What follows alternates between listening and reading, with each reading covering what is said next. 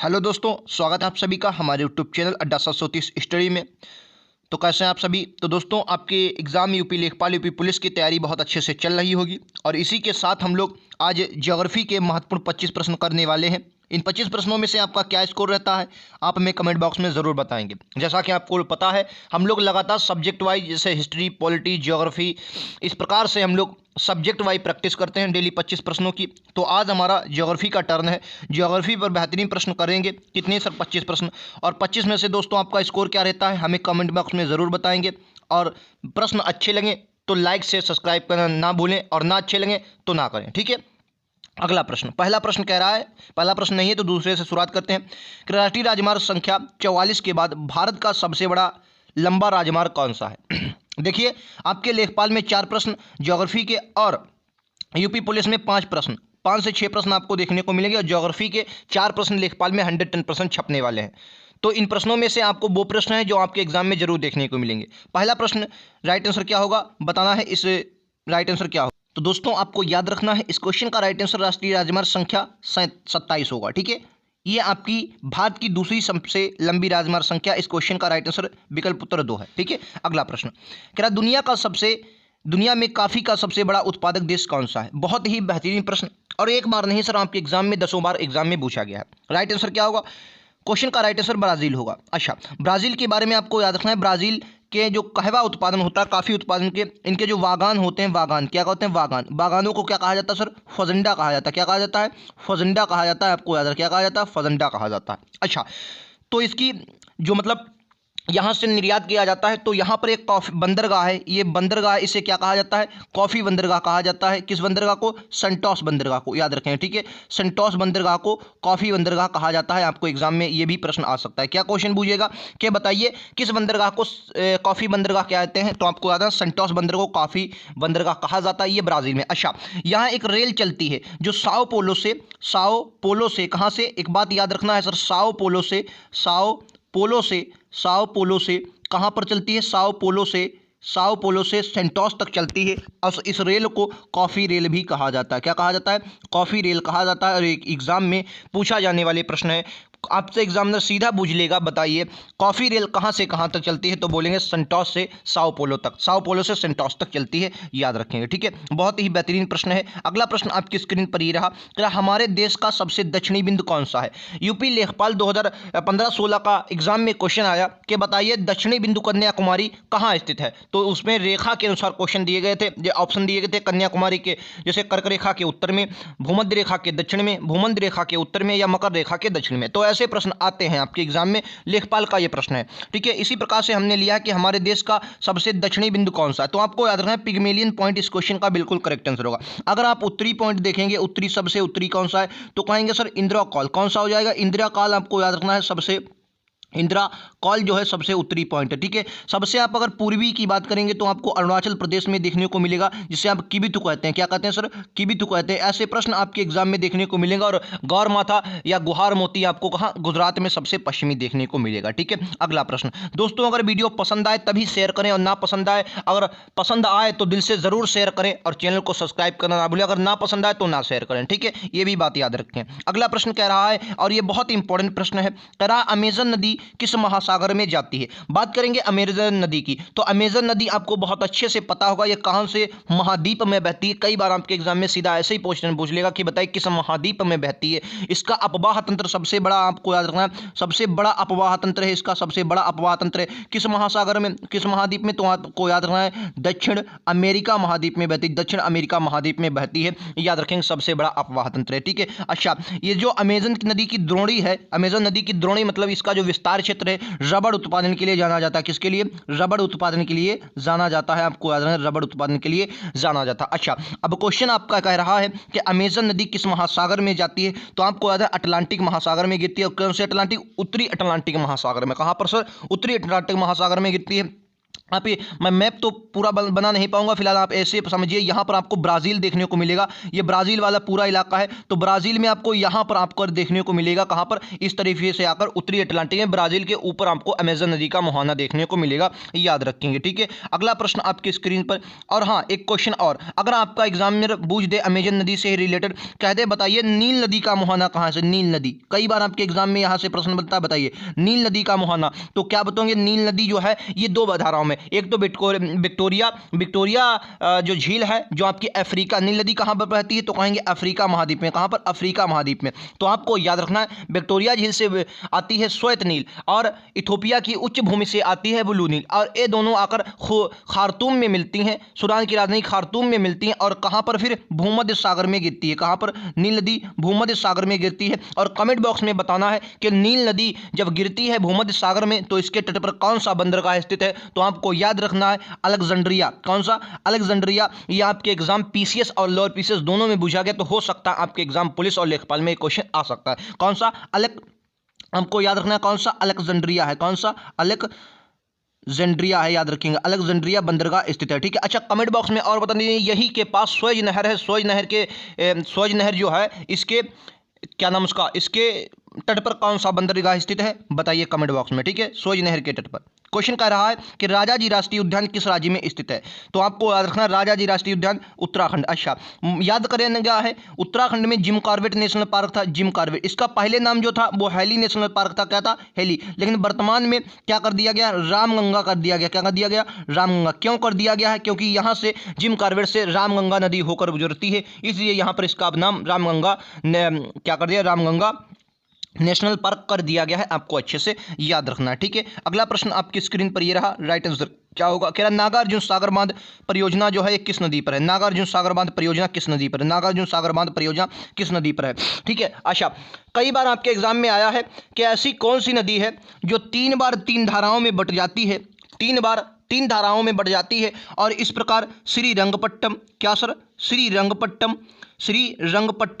ठीक, मेरी आवाज़ को सुनिए, लिखने पर कम ध्यान दीजिए। श्रीरंगपट्टम, श्री शिव समुद्रम, कौन सा, श्री शिव समुद्रम और श्रीरंगम 3 नदी द्वीपों का निर्माण करती। तो आपको याद रखना है ऐसी कौन सी नदी है, कावेरी। ये क्वेश्चन कई बार आपके एग्जाम में आएगा, सीधा पूछ लिया जाएगा, एक कोई पूछ लेगा बताए श्रीरंगपट्टम द्वीप कौन बनाती है, कावेरी नदी, श्री शिव समुद्रम कावेरी नदी, श्रीरंगम कावेरी नदी। ठीक है, और तीनों पूछ ले तो भी कावेरी नदी। ठीक है, और बताना है सबसे बड़ा नदी द्वीप, तो माजुली द्वीप ब्रह्मपुत्र नदी बनाती है। अच्छा, नागार्जुन सागर परियोजना जो है आपको याद है कृष्णा नदी पर है, याद रखेंगे। ठीक है, कृष्णा नदी महाबलेश्वर की पहाड़ियों से निकलती है, याद रखेंगे, आपके एग्जाम में यहाँ से प्रश्न बन सकता है। ठीक है, नागार्जुन सागर बांध कहाँ पर है, नागार्जुन सागर जो परियोजना है वो कृष्णा नदी पर है, याद रखेंगे। ठीक है, अगला प्रश्न कह रहा भारत में निम्नलिखित में से कौन सा सबसे बड़ा खारे पानी की झील या लैगून है, बोलेंगे खारे पानी की झील या लैगून है सबसे बड़ी, क्या होगा क्वेश्चन का राइट आंसर, छाप दीजिए, बताइए राइट आंसर क्या, इस क्वेश्चन का राइट आंसर क्या होगा। कह रहा भारत में सबसे निम्नलिखित में से कौन सबसे बड़ा खारे पानी की झील या लैगून हो, तो क्या होगा, पुलिकट झील। कौन सी हो जाएगी, पुलिकट झील हो जाएगी, चौथा इस क्वेश्चन का बिल्कुल करेक्ट आंसर है।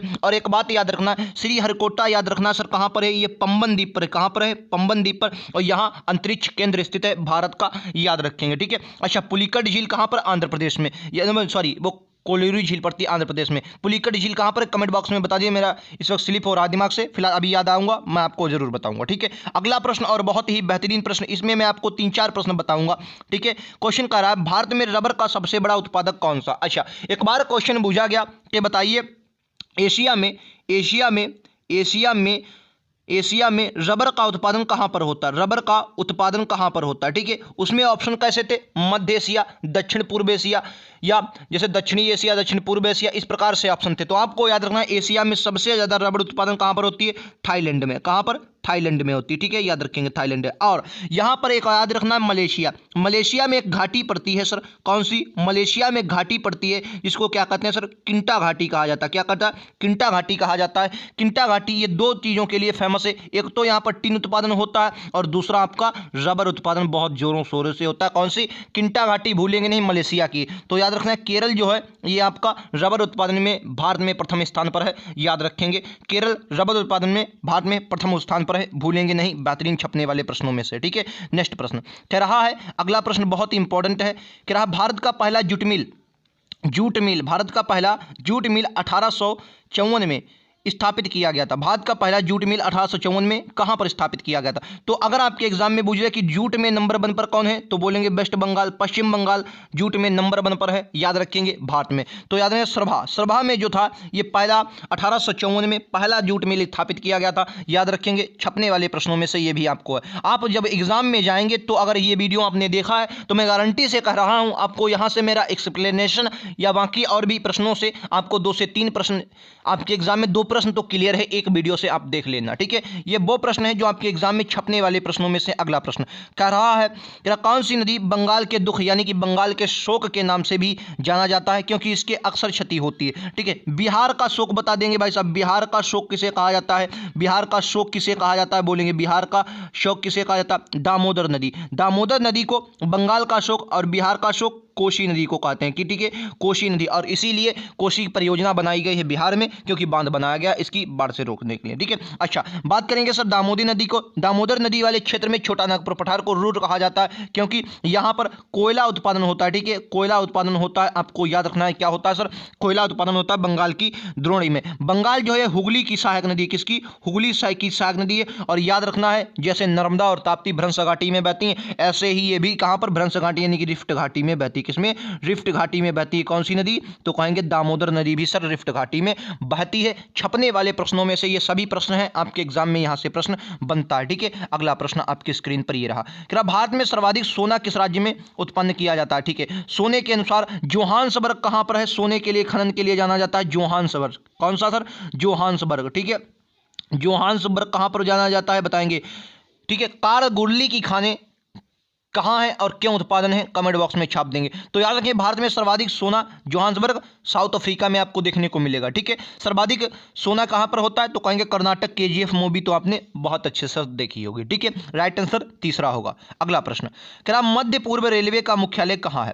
ऐसे प्रश्न आपके एग्जाम में 100% आते हैं। मध्य पूर्व रेलवे से एक मुख्यालय आप सब बूझ लेगा, बताइए मध्य पूर्व रेलवे का मुख्यालय कहाँ है? कोलकाता, इलाहाबाद, गुवाहाटी या हाजीपुर? याद रखेंगे इस क्वेश्चन का राइट आंसर क्या होगा? हाजीपुर होगा। याद रखेंगे चौथा इस क्वेश्चन का बिल्कुल करेक्ट आंसर है हाजीपुर। इस क्वेश्चन का बिल्कुल करेक्ट आंसर है। अगला प्रश्न सर मैंने क्या पूछा था अभी मैंने बताया था, बताइए स्वेज नहर पर निम्नलिखित में से किसे जोड़ती है? ये प्रश्न है। और बताइए स्वेज नहर के तट पर कौन सा बंदरगाह स्थित है? ठीक है, याद रखेंगे स्वेज नहर जो है ये कहां पर, ये आपको भूमध्य सागर और लाल सागर को जोड़ती है। कहां पर? भूमध्य सागर और लाल सागर को जोड़ती है। और अफ्रीका को, स्वेज नहर ही ऐसी नहर है जो अफ्रीका को एशिया से अलग करती है और मिस्र वाले क्षेत्र में स्थित है। मिस्र को जो मिस्र वाला क्षेत्र है वहीं पर आपको ये देखने को मिलेगी, ठीक है। इसके तट पर पोर्ट सईद बंदरगाह स्थित है। कौन सा? पोर्ट सईद बंदरगाह स्थित है। एक बार नहीं सर, 10 बार एग्जाम में सीधा पूछा गया, बता दीजिए क्वेश्चन पूछा पोर्ट सईद बंदरगाह कहाँ स्थित है, तो क्या बोलेंगे? स्वेज नहर के तट पर स्थित है। भूमध्य सागर को लाल सागर से जोड़ती है, याद रखेंगे। और भूमध्य सागर आपको इस बार जरूर पढ़कर जाना है, क्योंकि नाटो वाला इंतजाम खतरनाक चल रहा है। काला सागर, भूमध्य सागर वो यहीं पर है सब, तो आपको जरूर पढ़कर जाना है। लाल सागर जो है ये आपका कहाँ पर? एशिया को अफ्रीका से अलग करता है। लाल सागर भी आपको याद रखना है, ठीक है। बहुत इंपॉर्टेंट प्रश्न है, आपके यहां से प्रश्न बन सकते हैं, ठीक है। नेक्स्ट प्रश्न, अगला प्रश्न आपकी स्क्रीन पर ये रहा। राइट आंसर क्या होगा? कह रहा विश्व व्यापार संगठन WTO का मुख्यालय कहां? ये तो आपको बहुत अच्छे से पता होगा, बताइए अगर विश्व बैंक का मुख्यालय बूझ दे, विश्व बैंक का मुख्यालय कहां पर है?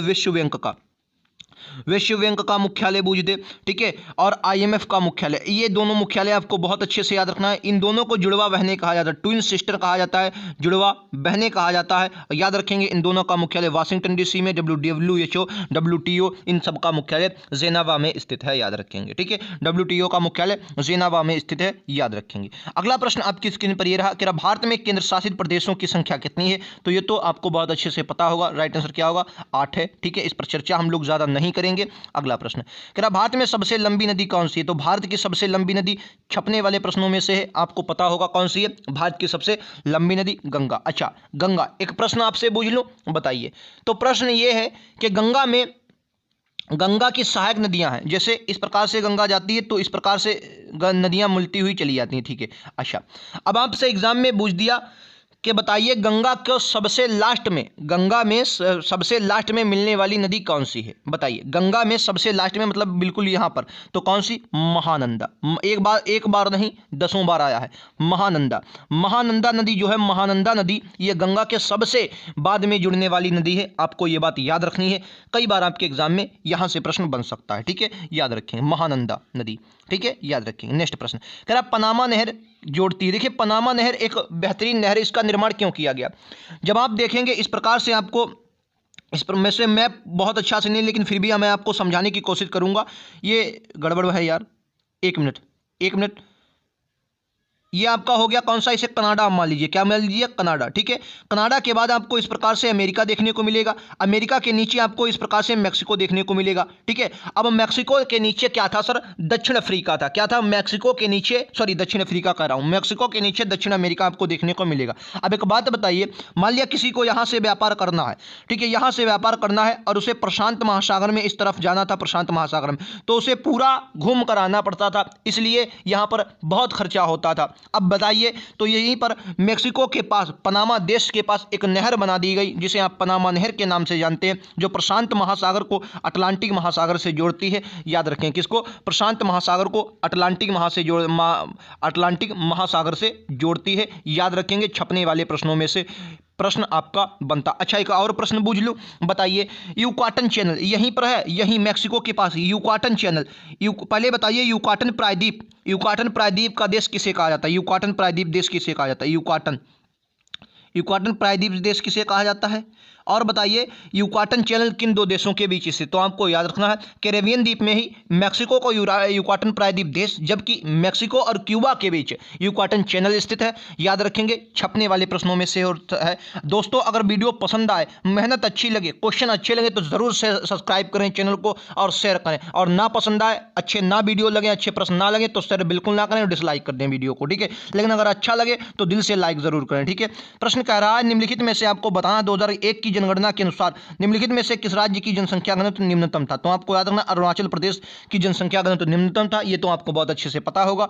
ठीक है, याद रखेंगे, अरुणाचल प्रदेश इस क्वेश्चन का बिल्कुल करेक्ट आंसर। अच्छा, अब आ रहा है सुंदरवन के जंगल को क्या कहा जाता है? ठीक है, सुंदरवन के जंगल को क्या कहा जाता है? अब सुनिए, सुंदरवन के जंगल की अगर हम बात करें तो आपको पता होगा, इन्हें मैंग्रोव वन कहा जाता है। अच्छा, मैंग्रोव वन क्या होते हैं? अगर आप हमारे साथ जुड़े होंगे तो मैंने एक बार नहीं कई बार आपको बताया है। चलिए एक बार और बता देता हूं। मान लिया ये आपका क्या है? समुद्र है, जल है। ठीक है, ये आपका जल होता है। ठीक है, मैंग्रोव वन क्या होते हैं? मैंग्रोव वन की जो मतलब जड़ें होती हैं वो कुछ इस प्रकार से आपको देखने को मिलेगी, इस प्रकार से। अब ये इस प्रकार से क्यों? तो देखिए, ये जड़ें ऊपर आ जाती हैं और ये क्या करती हैं? इस वाले क्षेत्र में पानी को सोख लेती हैं। अब बताइए समुद्र का पानी कैसा होगा? तो आपने बहुत बार पढ़ा होगा, समुद्र का जल कैसा होता है सर? खारा होता है। अब एक बात बताइए सर, ये मैंग्रोव जो जड़ें होती हैं ये पानी को यहाँ पर सोख लेती हैं, तो यहाँ पर वाला जो पानी हो जाएगा वो कैसा हो जाएगा? मीठा हो जाएगा। कैसा हो जाता है सर? मीठा पानी हो जाता है। एक बात बताइए, तो यहाँ पर जो क्षेत्र बन जाता है वो मीठे पानी का और खारे पानी का दोनों का हो जाता है। तो यहाँ पर वो भी जीव आपको मिलेंगे जो मीठे पानी में रहते हैं और वो भी जीव मिलेंगे जो खारे पानी के मिलते हैं। तो इसलिए यहाँ पर जैव विविधता क्या होगी? जैव विविधता अधिक होगी। और टेट में, अगर आप टेट के एग्जाम की तैयारी करें तो मैंग्रोव वन से आपको प्रश्न 110% कहीं ना कहीं पर जरूर देखने को मिलता है। तो आपके एग्जाम में भी ये प्रश्न बन सकता है। तो याद रखेंगे, मैंग्रोव वन जो है ये आपके सुंदरवन के क्षेत्रों में आपको देखने को मिलेंगे, पश्चिम बंगाल में ये पड़ता है। ठीक है, नेक्स्ट प्रश्न आपकी स्क्रीन पर ये रहा। खरीफ की फसल की कटाई की जाती है। तो आपको याद रखना है, खरीफ की फसल जैसे बहुत फेमस खरीफ की फसल कौन सी है? धान खरीफ की एक बहुत फेमस फसल है। तो नवंबर के प्रारंभ में इनकी कटाई नवंबर के प्रारंभ में करी जाती है। आपको याद रखना, ठीक है, की जाती है कब? खरीफ की फसल नवंबर के प्रारंभ में। नेक्स्ट प्रश्न, अगला प्रश्न, क्या किस राज्य को भारत का चीनी का कटोरा कहा जाता है? किस राज्य को भारत में चीनी का कटोरा कहा जाता है? तो आपको ये तो पता होगा, किस राज्य में भारत में चीनी का कटोरा कहा जाता है? यूपी का प्रश्न है। कमेंट बॉक्स में बताना है, यूपी की पहली मिल जो देवरिया में लगी थी, देवरिया में पहली मिल लगाई गई थी, वो किस सन में लगाई गई थी? किस सन में देवरिया में पहली मिल किस सन में लगाई गई थी? बताना है। अच्छा, बताना है विश्व का चीनी का कटोरा किसे कहा जाता है? चीनी का कटोरा किसे कहा जाता है? बोलेंगे चीनी का कटोरा किसे कहा जाता है? बोलेंगे। तो आपको क्या याद रखना है, बताइए। इस क्वेश्चन का राइट आंसर मैं आपको बताता हूँ यूपी होगा। ठीक है, यूपी को भारतवर्ष का चीनी का कटोरा कहा जाता है और विश्व को क्यूबा को कहा जाता है। ठीक है, क्यूबा, ऐसा नहीं है क्यूबा में गन्ने का उत्पादन होता है, आपको याद रखना गन्ने से ज़्यादा चीनी किसकी बनाई है, चुकंदर की बनाई जाती है। ठीक है, क्यूबा की राजधानी आपको याद है हवाना है। क्यूबा की राजधानी क्या है, हवाना है, जो कई बार अभी आरओ का एग्जाम हुआ था उसमें क्वेश्चन आया था, क्यूबा की राजधानी पूछी गई थी। ठीक है, हवाना होगा। क्यूबा के बारे में याद रखना चीनी का कटोरा विश्व का कहा जाता है, युकाटन चैनल के बीच में स्थित है, मैंने अभी आपको बताया। ठीक है, याद रखेंगे। यहां से देवरिया में आपको बताना है पहली मिल कब लगी थी। ठीक है, यह प्रश्न आपका कमेंट बॉक्स में है, याद रखेंगे। ठीक है, जो भी प्रश्न पूछ रहा हूं बहुत ही बेहतरीन प्रश्न पूछ रहा हूं, आपके एग्जाम में यहां से प्रश्न बनते हैं। मैं जितने भी प्रश्न आपको बताऊं, ज्योग्राफी का ये वीडियो आपके लिए कहने का मतलब रामबाण साबित हो सकता है, और आप हमारे साथ जरूर जुड़िए। मैं गारंटी लेता हूं यूपी पुलिस और यूपी लेखपाल के वो आपको मैं पढ़ाऊंगा जो आप कहेंगे हाँ एग्जाम में आता है। ठीक है, क्या वे दो राज्य कौन से हैं जिनमें लौटते हुए मानसून से प्रायः चक्रवात आते हैं। देखिए, लौटते हुए मानसून से वर्षा आप देखेंगे कि भारत में मालाबार तट पर, कहां पर, मालाबार तट जो होता है आपका, सॉरी, तमिलनाडु वाले क्षेत्र में, जिसे कोरोमंडल तट कहते हैं, मालाबार नहीं, आई एम सॉरी, किसे कोरोमंडल तट पर वर्षा होती है, मालाबार नहीं, आई एम सॉरी, मालाबार तो आपका केरल वाला क्षेत्र होता है। तो कहां पर वर्षा अगर बूझी जाए तो कोरोमंडल तट यानी कि तमिलनाडु वाले क्षेत्र में होती है वर्षा। ठीक है, वर्षा कहां पर होती है, तमिलनाडु क्षेत्र में। लेकिन अगर बूझ जाए कि चक्रवात कहां पर आते हैं तो याद रखेंगे आंध्र प्रदेश और उड़ीसा में, आंध्र प्रदेश और उड़ीसा में आते हैं, एपी और उड़ीसा में आते हैं। छपने वाला प्रश्न है, अच्छे एग्जामों में पूछा गया, बहुत ही बेहतरीन प्रश्न है, रट लेंगे। ठीक है, एक और प्रश्न देखते हैं, बहुत ही बेहतरीन प्रश्न। अगला प्रश्न कह रहा भारत में कपास का सबसे बड़ा उत्पादक कौन सा, भारत में कपास का सबसे बड़ा उत्पादक राज्य कौन सा, और विश्व में बताना है विश्व में कपास का कौन सा देश है, विश्व में कपास का सबसे बड़ा उत्पादक देश कौन सा है, बताइए। विश्व में कपास का सबसे बड़ा उत्पादक देश कौन सा है, बताइए। तो आपको याद रखना है क्वेश्चन का राइट आंसर क्या होगा, गुजरात। गुजरात जो है ये कपास के उत्पादन के लिए जाना जाता है, आपको बहुत अच्छे से याद रखना। विश्व में कौन सा है, भारत। विश्व में भारत, नंबर 2 पर चीन।